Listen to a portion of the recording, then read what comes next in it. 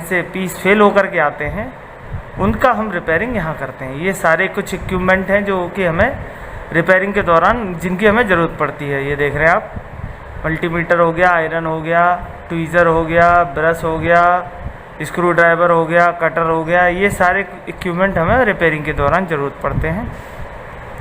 जैसा कि मैं अभी आपको बता रहा था कि लाइन से हमारे पास में जो भी ड्राइवर आता है उस ड्राइवर को हम रिपेयरिंग एरिया में भेजते हैं और हमें रिपेयर करने के बाद उसका रिपेयर फॉर्मेट भरने के साथ साथ उसकी पूरी ट्रेसेबिलिटी के साथ उसे वापस लाइन पर भेज दिया जाता है।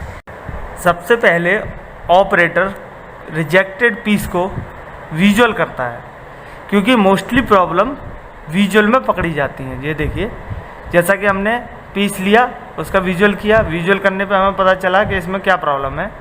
इसमें ब्लास्ट हो रखे हैं, कुछ कंपोनेंट हैं जो कि ब्लास्ट हो रखे हैं।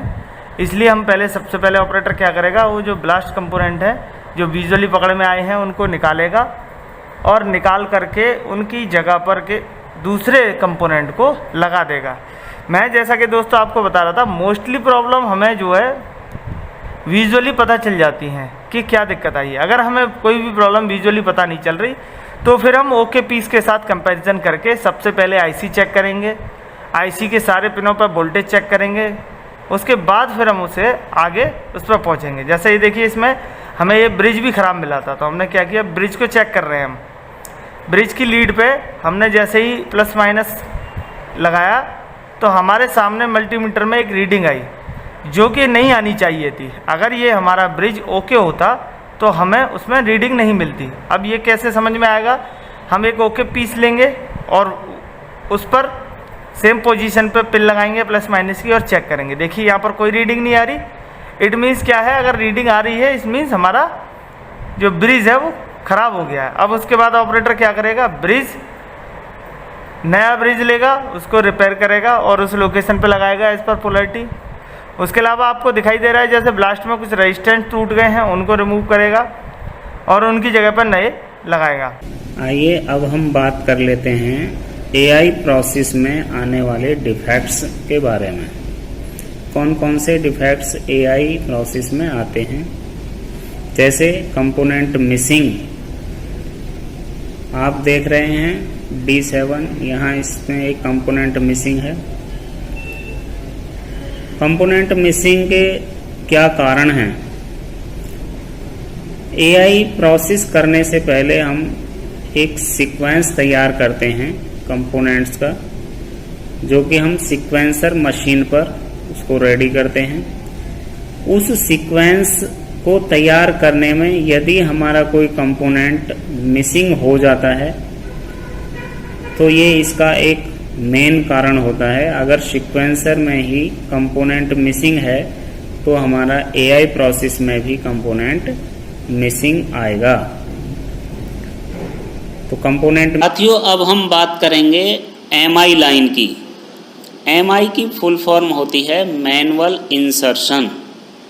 मैनुअल इंसर्शन का मतलब है जो कंपोनेंट हम मैनुअली लगाते हैं उसे हम कहते हैं मैनुअल इंसर्शन। जो कंपोनेंट हम मशीन से लगाते हैं उन्हें कहते हैं ऑटोमेटिक इंसर्शन मशीन। जैसे कि आप देख रहे हैं, ये देखिए, ये मैनुअली कंपोनेंट लग रहे हैं। इसे कहते हैं एमओवी। ये देखिए दूसरा कंपोनेंट है आईसी।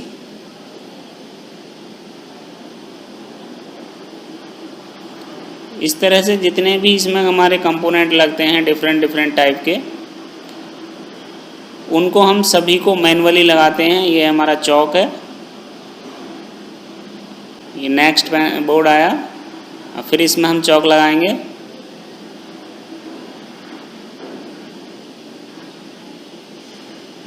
ये हम कंपोनेंट को सही कर रहे हैं, जो भी कंपोनेंट ले। ये देखिए इसमें कंपोनेंट मिसिंग आप देख रहे हैं, वहाँ एल को मिसिंग है, इसे कहते हैं कंपोनेंट मिसिंग।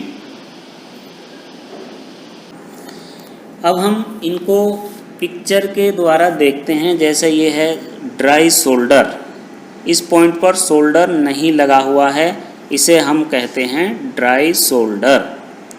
नेक्स्ट है हमारा एक्सिस सोल्डर।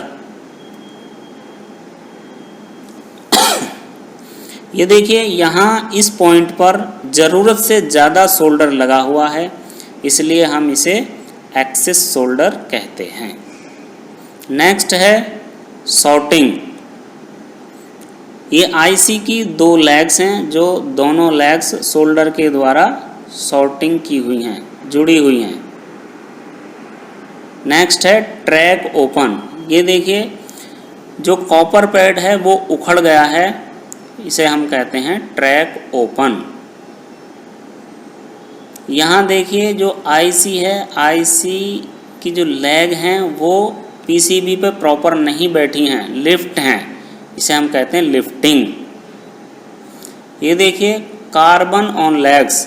ये लेग, इन कंपोनेंट्स की लेग पर कार्बन आया हुआ है, जिसके कारण ये ब्लैक पड़ रही है और सोल्डर नहीं पकड़ पा रही है। इसे हम कहते हैं कंपोनेंट की लेग पर कार्बन आ गया है। नेक्स्ट है डेड। डेड में क्या होता है, पीसीबी का जो सर्किट है वो बर्न हो जाता है, जल जाता है, इसे हम कहते हैं डेड। अब हम इनके एनालाइज कर लेते हैं। जैसे dry solder, wave soldering machine की प्रॉब्लम हो सकती है, कंपोनेंट्स की प्रॉब्लम हो सकती है, पीसीबी डिज़ाइन की प्रॉब्लम हो सकती है। जो हमारा एक्सिस सोल्डर आता है उसमें हमारी वेव सोल्डरिंग की प्रॉब्लम के कारण आ सकता है, या पीसीबी का डिज़ाइन गलत हो सकता है। सॉर्टिंग आने का क्या कारण है, वेव सोल्डरिंग की प्रॉब्लम हो सकती है, कंपोनेंट की प्रॉब्लम हो सकती है, पीसीबी के डिज़ाइन की प्रॉब्लम हो सकती है।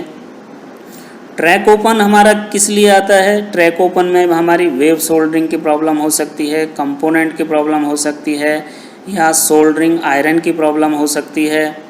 लेग आउट में हमारी वेव सोल्डरिंग की प्रॉब्लम हो सकती है, कंपोनेंट की प्रॉब्लम हो सकती है। कंपोनेंट लिफ्टिंग में भी हमारी वेव सोल्डरिंग की प्रॉब्लम हो सकती है, कंपोनेंट की प्रॉब्लम हो सकती है, या पीसीबी के डिज़ाइन की प्रॉब्लम हो सकती है, या अदर और कोई प्रॉब्लम हो सकती है। कार्बन ऑन लेग्स, इसमें हमारे कंपोनेंट की प्रॉब्लम हो सकती है। लो वाटेज कंपोनेंट की प्रॉब्लम के कारण आता है।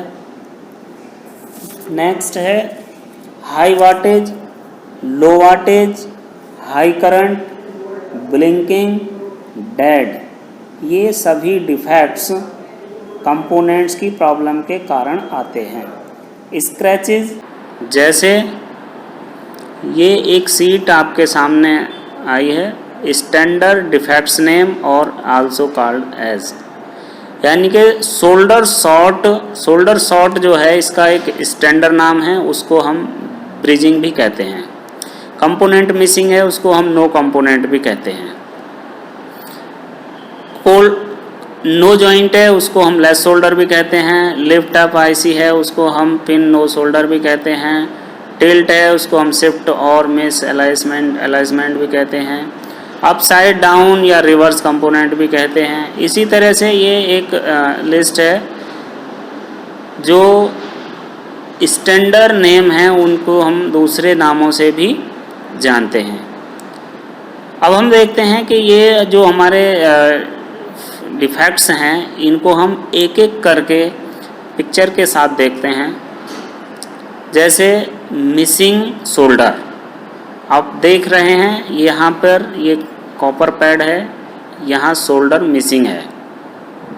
दूसरी पिक्चर में भी देखो सोल्डर मिसिंग है। ये जितनी भी पिक्चर हैं इनमें जहाँ जहाँ गोला लगा हुआ वहाँ पे सोल्डर मिसिंग है। सोल्डर मिसिंग का कारण होता है स्टेंसिल में कोई प्रॉब्लम हो सकती है, या पेस्ट प्रिंटर के द्वारा जो भी प्रॉब्लम होती है वो पेस्ट प्रिंटर में कुछ प्रॉब्लम रही होगी, जिस कारण से हमारा ड्राई सोल्डर आता है। सोल्डर शॉर्ट जब 2 लेग्स या 2 पैड आपस में सोल्डर के द्वारा शॉर्ट हो जाते हैं, उन्हें हम कहते हैं सोल्डर शॉर्ट।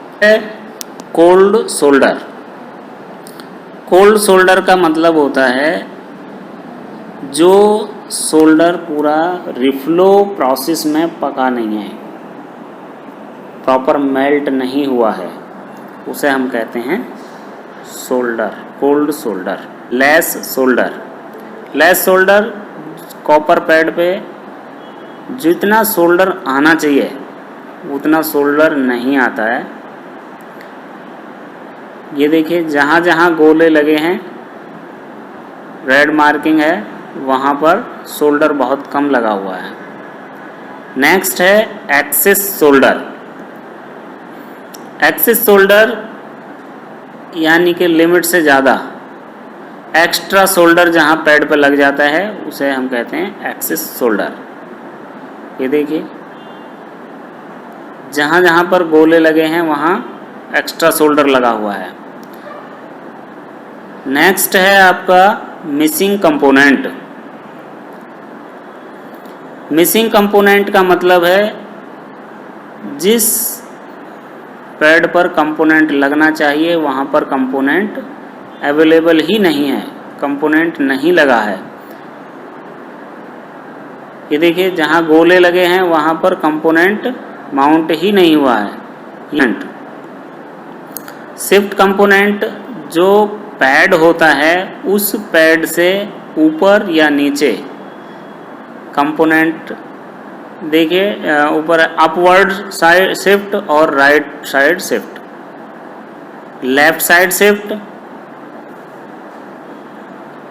ये देखिए कंपोनेंट ऊपर की साइड शिफ्ट हो सकता है, नीचे की साइड हो सकता है, लेफ्ट साइड हो सकता है, राइट साइड हो सकता है। अगला है टिल्ट कंपोनेंट। टिल्ट कंपोनेंट का मतलब होता है कोई कंपोनेंट तिरछा हो जाना, खड़ा हो जाना, एक एज पे खड़े हो जाना। ये देखिए आप देख रहे हैं पिक्चर में, ये आईसी की लैग है। नेक्स्ट है टॉम स्टोन। टॉम स्टोन में ये देखिए कंपोनेंट एक साइड से खड़ा हो गया,